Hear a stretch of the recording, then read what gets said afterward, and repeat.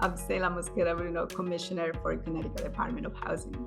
The Department of Housing is the agency in charge of all housing matters in the state of Connecticut, from production, preservation, to supporting organizations that are working in the homelessness space.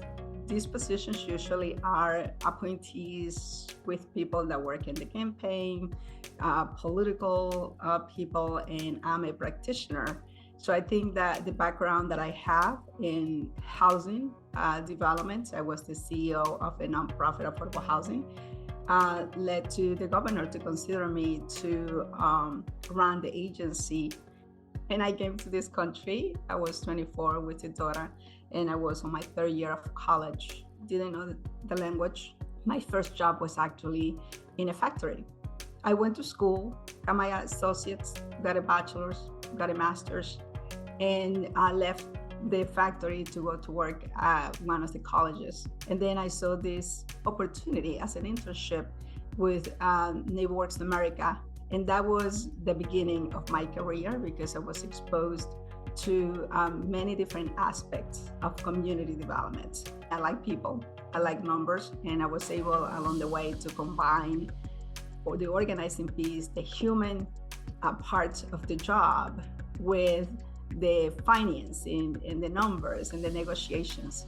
Having worked at a local level in a neighborhood where we organize, where we plant with the neighbors, is very important. When I started as an organizer, my first job actually was to organize residents in a very affluent town in Connecticut. My job was to recruit people and to educate people about the development. Everybody thought that we just were bringing, and that was quotes, what people would say, you're just bringing people from New Haven to this community.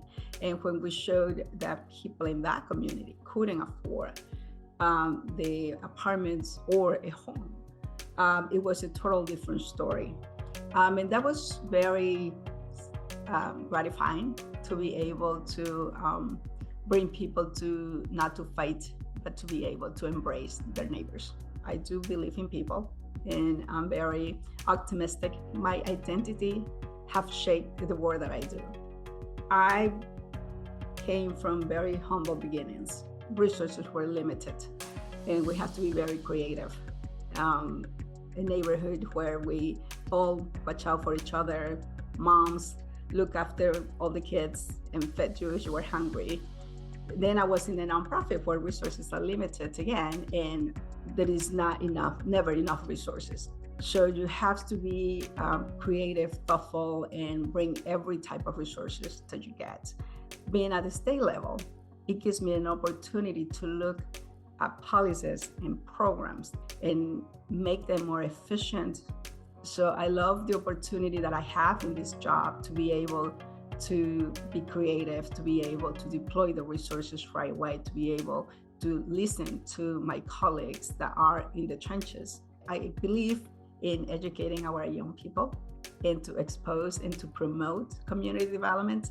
For me, what community development is to offer the opportunity to the residents that are in a particular community to benefit from whatever it is, whatever resources you bring to the table. I really like to incentivize more young people to come and to join us in the field.